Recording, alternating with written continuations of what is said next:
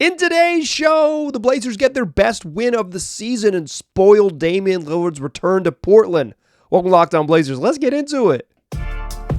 You are Locked On Trailblazers, your daily Portland Trailblazers podcast. Part of the Locked On Podcast Network, your team every day.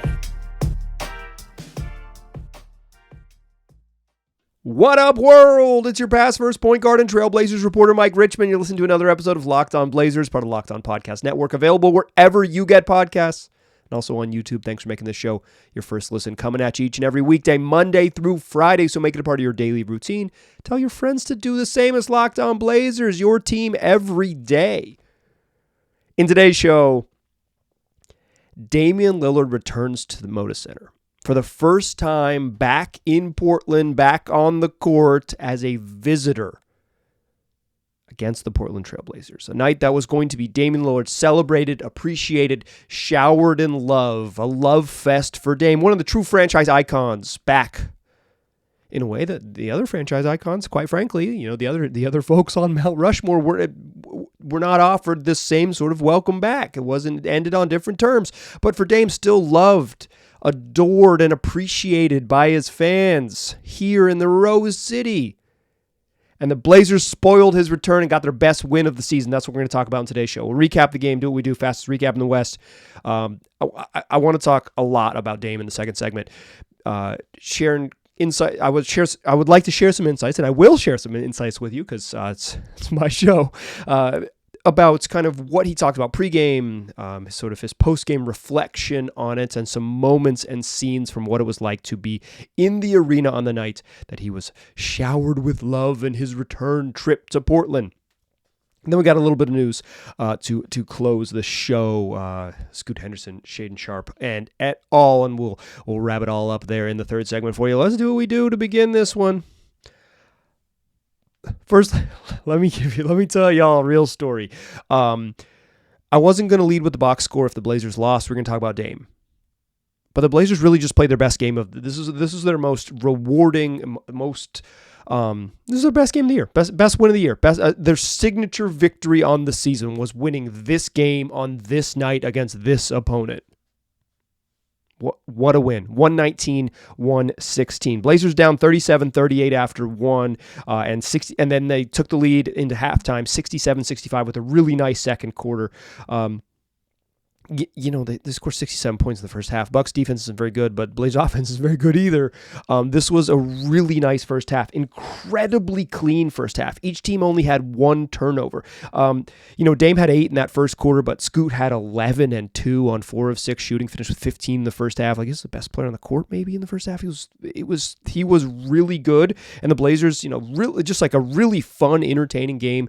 Bucks shot just below 50%. Blazers at 55% from the floor. And each team had, like I said, just one turnover. This is just a really quality basketball game, entertaining basketball game, and Scoot looked great. And so you're if nothing else, you got to feel good about where the Blazers are at. And then they come out in the third quarter and they just refuse to go away, and they take a lead into the fourth quarter. They will not be denied. Up 96-91 after 3, and they stretch it to a 10-point lead.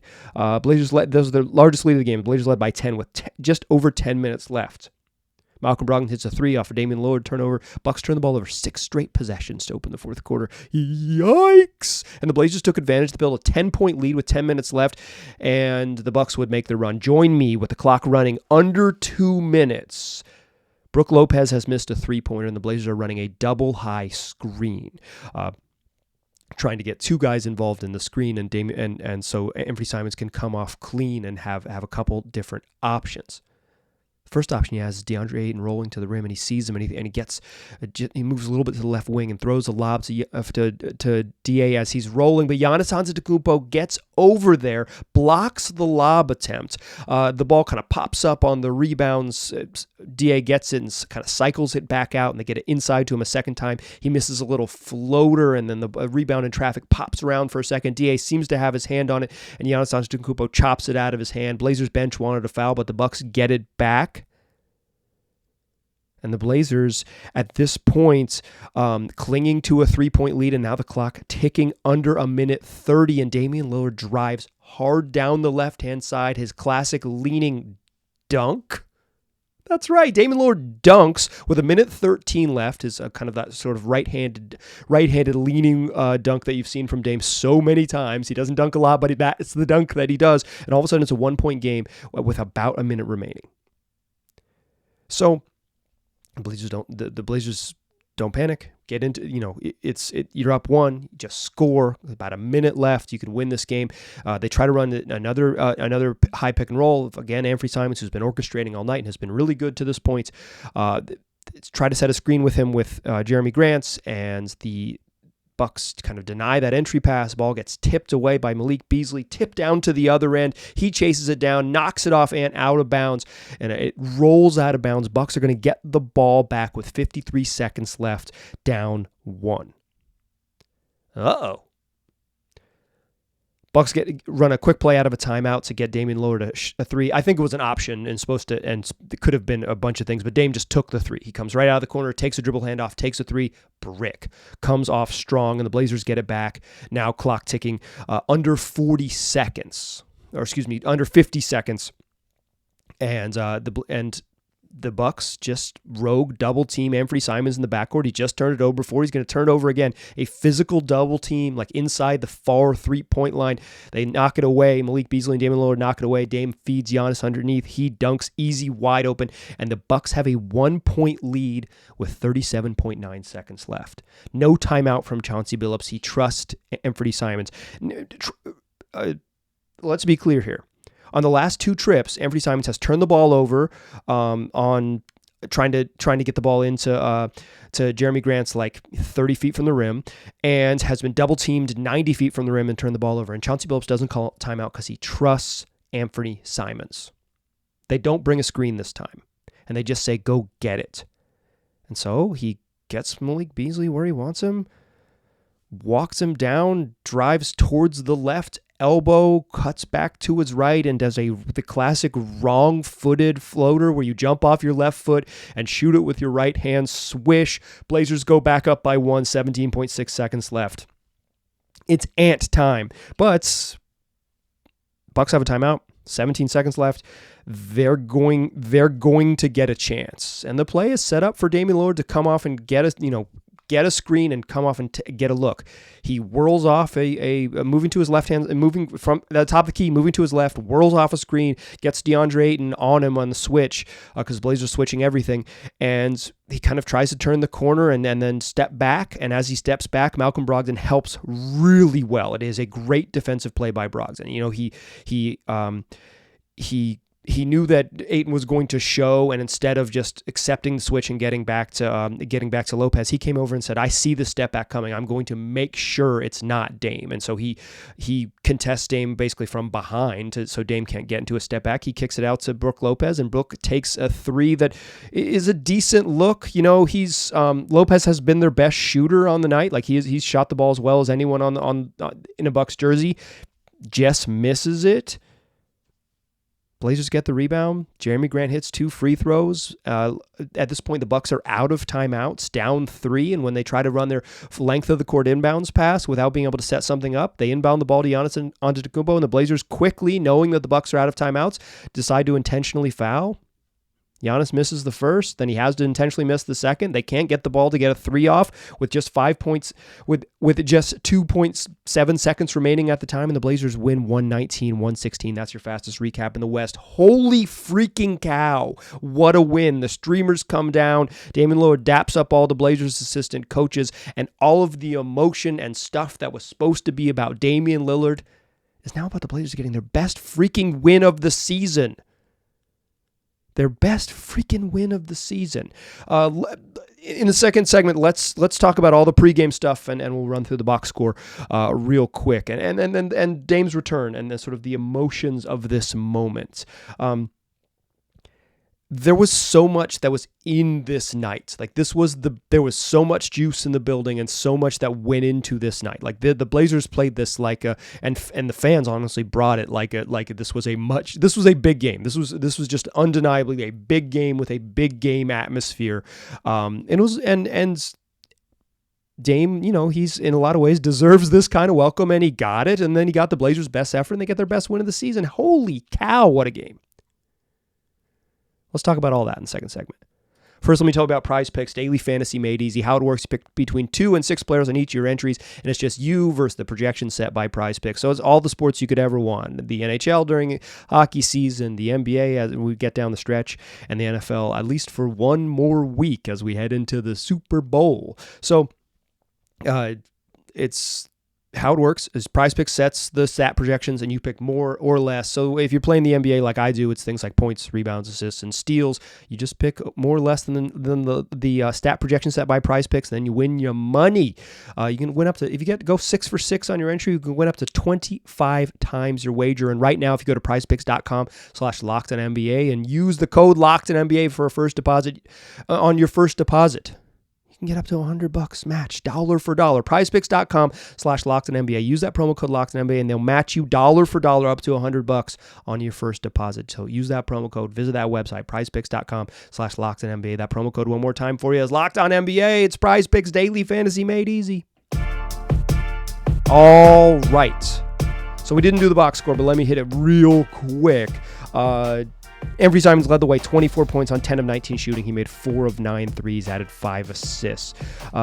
3 turnovers, two of them in the final minutes, but then he delivered with the freaking game winner with 17 seconds left. He was really good.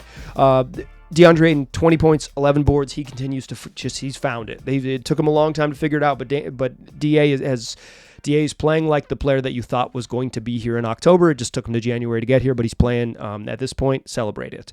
On the other, Jeremy Grant, 18 points, 3 boards, 4 assists, 14, 6, and 6 from Malcolm Brogdon. Scoot Henderson, 15. He was great in the first half. Great. He, quiet second half offensively, but I'll say this about him. I like that he didn't force it. I like that for Scoot Henderson, this wasn't a night where he was like, I'm going to make sure that I get mine, but he was really good in this game. 10 from Duop Reef, who didn't play a ton, but cashed in when he was there. 4 from Toumani Camara, who played a big role in this game. We'll talk about him later in the show. And 6 from Matisse Thybulle. On the other side, Damian Lillard, 25 points, but 9 of 23 shooting, 3 of 13 from 3. Just shot some bricks. He shot bricks from 3, and he did not shoot well. 27, 8 and 4 from Giannis Antetokounmpo, 21 and 8 dimes for Chris Middleton, 19, 4 boards, 3 assists, and 2 blocks from Brook Lopez. Pat Connaughton scoreless in his 14 minutes. Bobby Portis, 11 and 6 off the bench, 6 for Jay Crowder, and Cam Payne scoreless off the bench as well. The Blazers bench just dominated the Bucks bench. That's a lot of what this was about. They scored 35 points, and the Bucks bench had 17, and the Blazers delivered in the final minutes. But let's talk about Dame. Before the game, he said that being back here in this place, in this city, felt like being home. In large part, this is where his house is. It's where he's going to make his off-season home. I believe he owns several houses here, but this is home. He said he woke up this morning in his house there in the beautiful suburban Portland and took his oldest son to school, took Dame Jr. to school. Dad wakes up and takes his kid to school. That feels like home. That's your place, right? Like that's... He's because of the way this went down and his sort of personal life, like his kids live here and he lives in Milwaukee and works all the time in this weird NBA world. And this is back for a little bit to be a dad for a very brief period while he's in town, taking his son to school.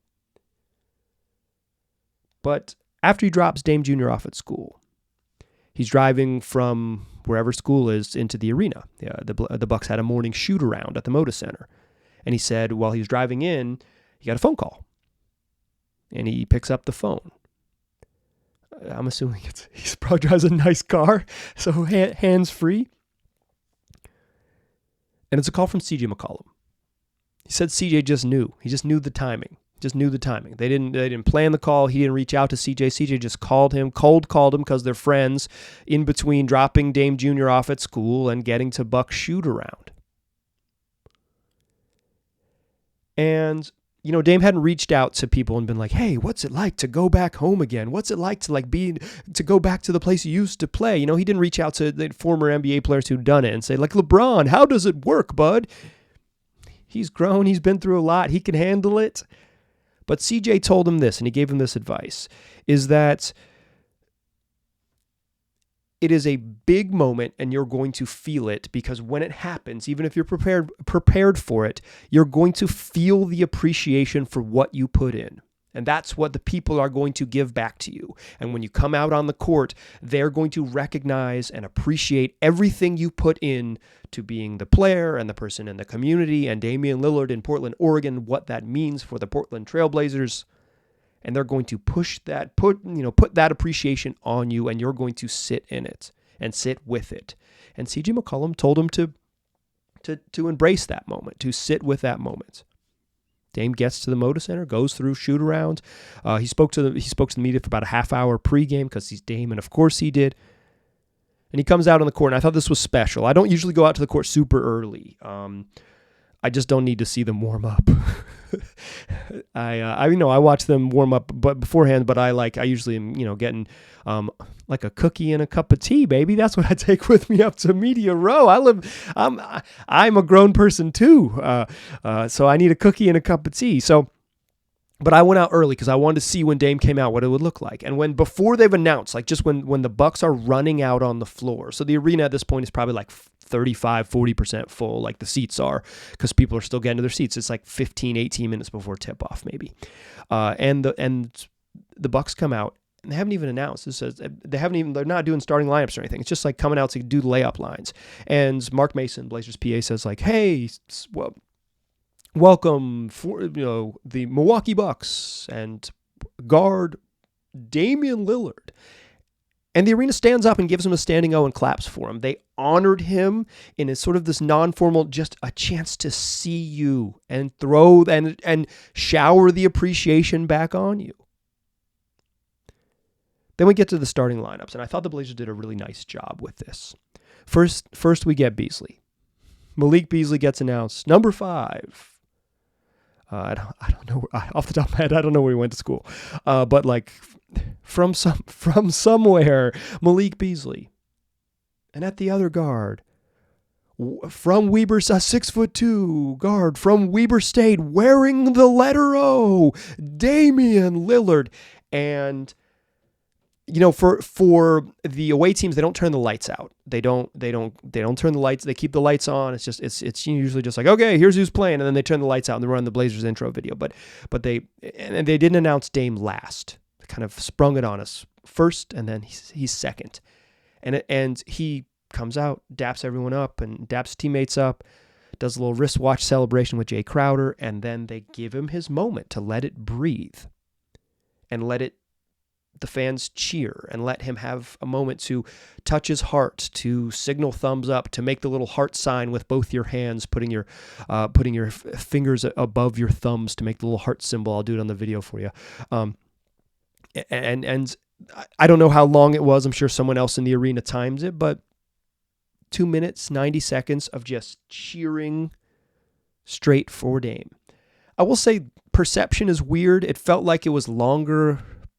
It was a longer moment when they introduced CJ McCollum, but some of that was because his Bucks teammates came out and joined the fun. He's out there saying thanks, and waving to the crowd, and instead of just like staying and waiting and doing the introductions thing, they leave the huddle. They leave the bench, and they come over and stand around him and watch him and celebrate him and gassing him up. Welcome back, Dame, because they know it's a big moment. It's an emotional moment for them too, to kind of control that, to be, to manage it. And then they huddle up around him. The Bucks players huddle up around him. They do the little pregame dance. They finish up the intros, and they announce the rest of the other 3 Bucks starters. Bing, bang, boom, and the Blazers do their drop the lights, do the video, and you get the introductions. But Dame had his moment. He had this special moment to feel the appreciation. I thought it was really nice, a really special moment. Part of this is anticipation. I was maybe expecting more pomp and more circumstance in that moment, but It was undoubtedly it was a touching thing to have Dame have that space on the court, announced again, recognized the folks in the building.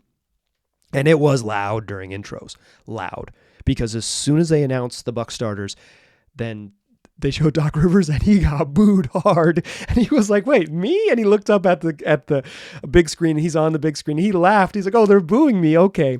Another thing is Blazer fans have started booing Chauncey Billups during intros. He gets booed now. It's been probably happening for about a month.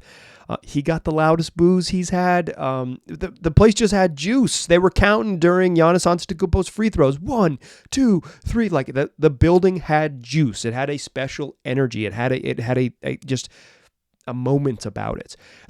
Blazers first time out, about halfway through the quarter, Chauncey Billups takes time out. First time out of the game, they show a tribute video to Damian Lillard with all his career highlights from Rookie of the Year through the Western Conference Finals title run to the 55-point game against Denver in his final playoff run to the 71 points he scored in his last year in Portland. A long tribute video, and Dame said he watched it after that. Then at the second timeout, they played another tribute video, and Dame said his teammates were like, dog, there's about to be 10 of these. They're gonna make one every time. They got one for every timeout for the rest of the night.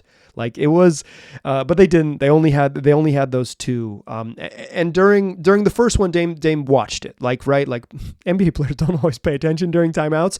And he watched it. He watched. He said he watched the tribute video. But for the second one, he was kind of, the game was there, and he was a little more locked in, and he couldn't. Like he needed to not pay as close of attention. He needed to focus on the game.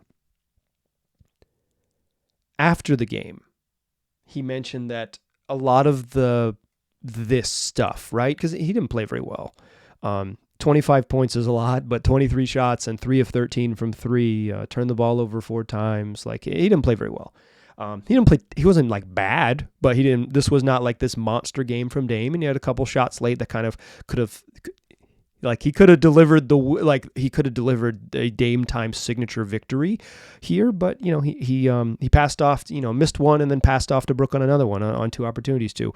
But he mentioned after the game that it was kind of like he wasn't like thankful that it was done, but what he meant was like, he's kind of thankful that it's past him, because he said it was draining. It's just like an emotional drain of having everyone pour into you and knowing you have to be there. And he did everything, right? Like he did a podcast with Casey Holdall. You can go listen to it on the Briefcase. He did a pregame interview with Bucks TV. He did a pregame interview with Blazers TV. He's talked to the assembled media pregame for 30 minutes. I'm sure he did an ESPN thing I didn't see because the game was nationally televised. Like he did all of it, and all his people were there. At the end of the game, as I'm going to the press conference, there's like a place in the bottom of the Moda Center, and it's called the Courtside Club, and like all of Dame's people are there. It's his family and some friends I recognized over the years from covering him. Like he's having a little post-game party. He's got a space for like his people to come do that. That means that he's got like 60 people that he didn't do and invite and organize, or at least like tell someone else to invite and organize. This was a big thing for him to be back home and back here. It was a big moment. It was a special moment. I thought it was, I was maybe, part of me was anticipating it to be more emotional, but Dame's not really like that. There's a part of him that's like soft, like he appreciates emotions, but he can be a little more, callous isn't the right word, but it's sort of hardened to it, right? He's not like a deeply publicly emotional person. He understands time and place really in a really special way, but he's not a deeply emotional person. So I think part of me was expecting maybe more just like rawness to it, and it wasn't that. But I thought it was really nice. I thought it was a fitting night for a franchise legend, and for Damian Lillard specifically. Showed his thanks, had thought about it, considered it, and then did every little bit of media he could, and then afterwards celebrated with his people. Or at least spent a moment with him, might not have been celebrating. As I walked out of the arena, I heard a young Blazers, we'll call him staffer, but someone who's on the Blazers coaching staff, or a young member of the Blazers coaching staff, talk about what this night meant to them. I want to share that with you and talk about a little bit of Blazers news to close the show in the third segment. Join me in that third segment to find out why and in what ways this night was special to people who weren't Damian Lillard.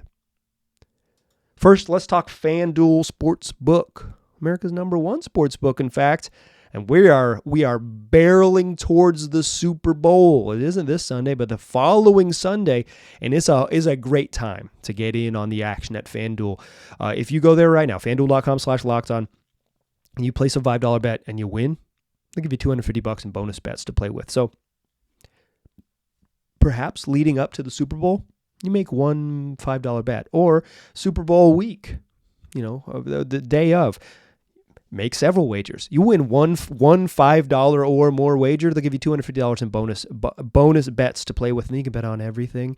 Whether you want to lead up to the Super Bowl and bet on player props and all the parlays from the game that you could possibly cook up, or you want to use those bonus bets to bet on anything in the future. There's action on every single sport you could possibly imagine over on FanDuel. It's app super easy to use. Get your money quickly when you win. So go to FanDuel.com/lockedon to check it out. That's FanDuel.com/lockedon. FanDuel, an official partner of the NFL.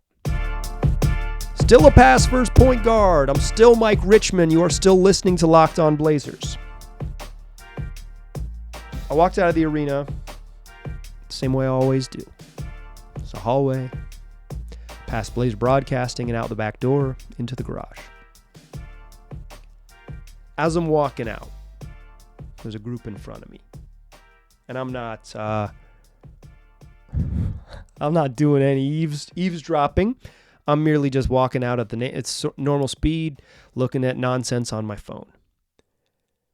And I hear someone in front of me. I'm not going to quote them directly or tell you who it is, but it is a young member of the Blazers coaching staff who says, "This is the signature win of our careers. We'll remember this forever. You don't get too many of them during an 82-game season. 70 or 80 of these blur together. We'll never forget this." Beating Damian Lillard on this night, beating the Milwaukee Bucks in this game, is the signature win of the Blazers season. Now they're 15-33. Like, it is what it is. But this was meaningful to them to get the win, to spoil this for Dame.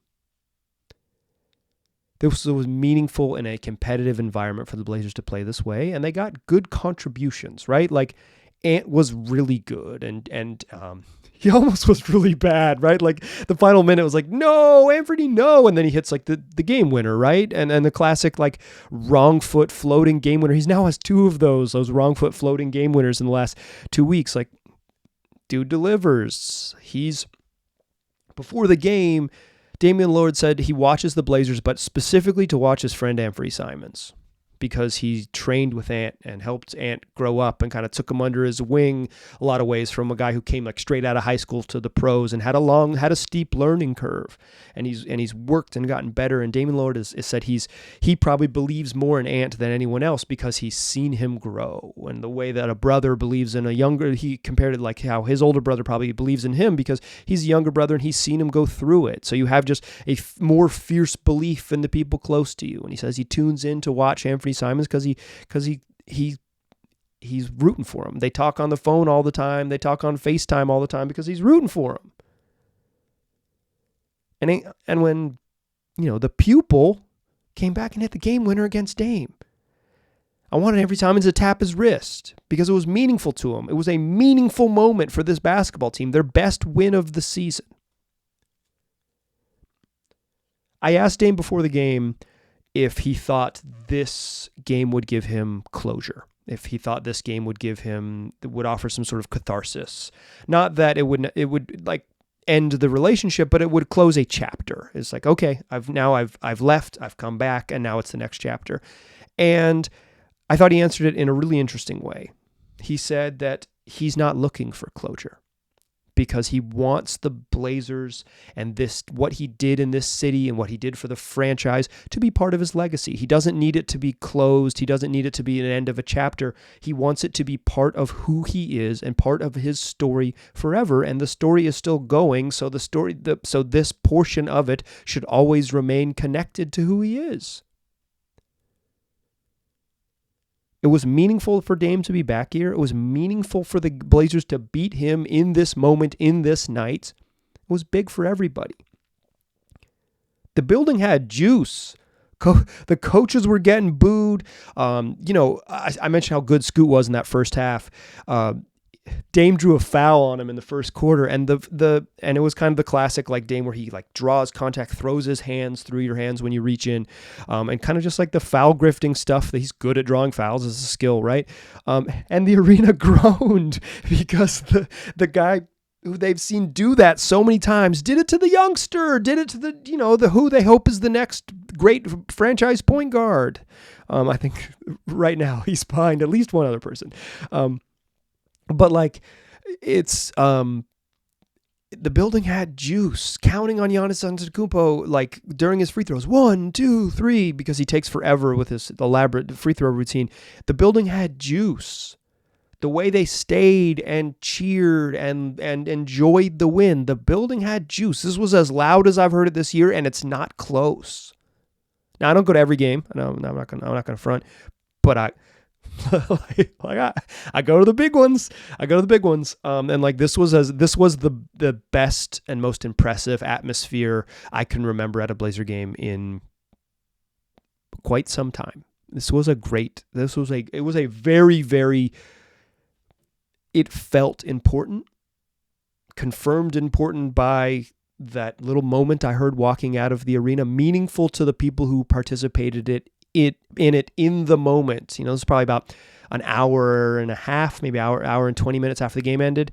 And it's like right away you could say, we will, hear a Blazers coach say like, we're always going to remember this. This is the best win of our careers. Special.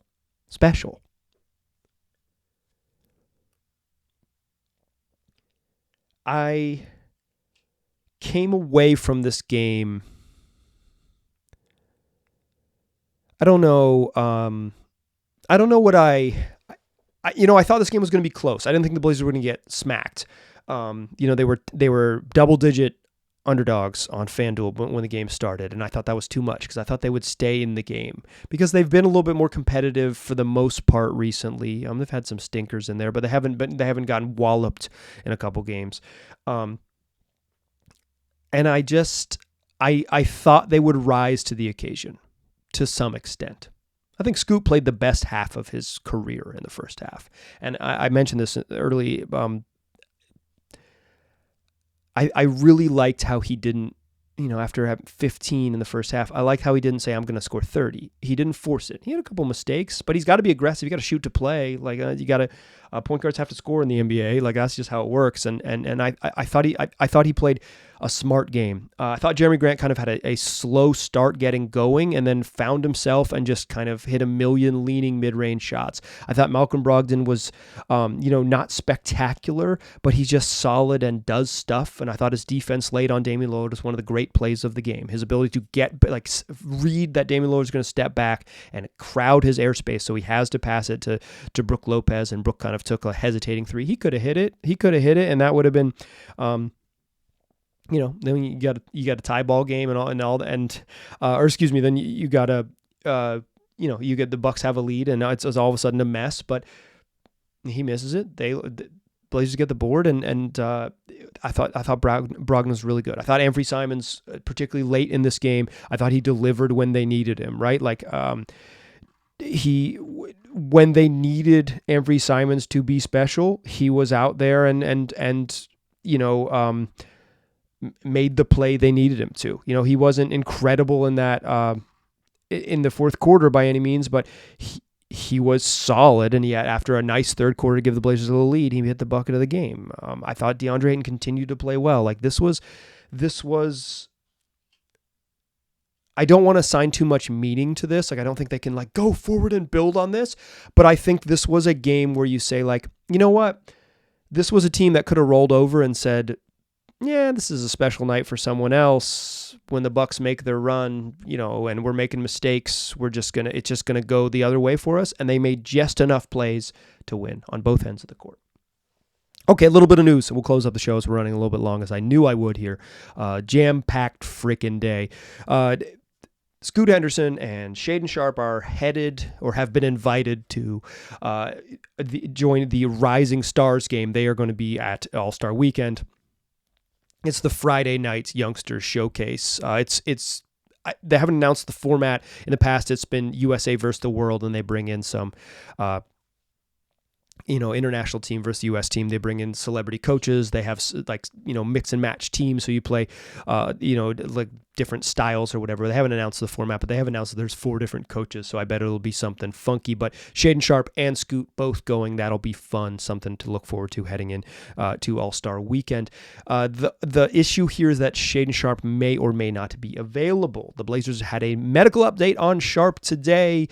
He's been out with that abductor strain he was going to be reevaluated in 2 weeks. This is the 2-week mark, or early this week was the 2-week mark.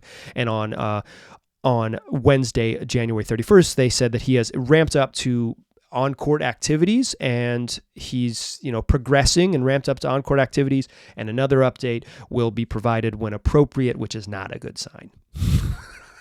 That's in terms of like a quick return, right? Like I don't think this is like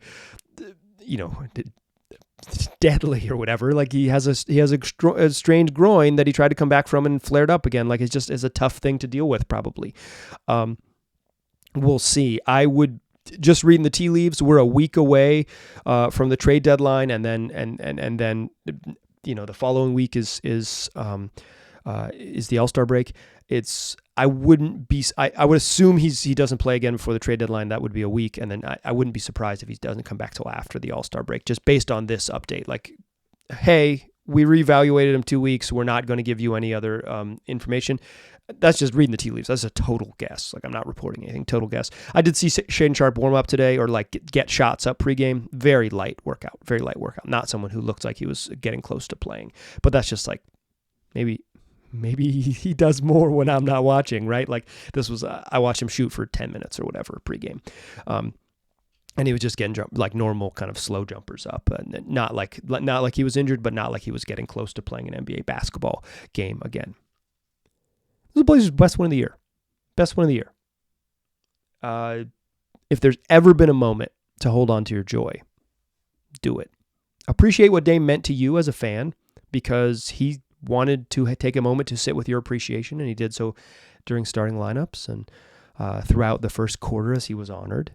He appreciated your appreciation, so let's just do it 3 ways, right? Appreciate him appreciating your appreciation. Sit with it. Hold on to your joy. And hold on to this joy. The Blazers just had their best win of the season. Their best stinking win of the whole stinking season. How fun is that? How fun is that? Here's the reward. They go to Denver and play the champs on Friday night. It is what it is. Tomorrow's show will round up the latest rumors from around the league and as they pertain to the Blazers as we head in a week away from the trade deadline. I'll get you everything you need to know, and we'll look ahead a little bit to the Blazers game over the weekend as they kick off a road trip. 2 games in Denver, Friday, Sunday, and then they're back next week for a little bit of basketball. But tough weekend, a mile high. So come back. More shows. It's what we do 5 days a week, wherever you get podcasts, and also on YouTube. I appreciate you listening. Tell your friends about the podcast. I'll talk to you soon.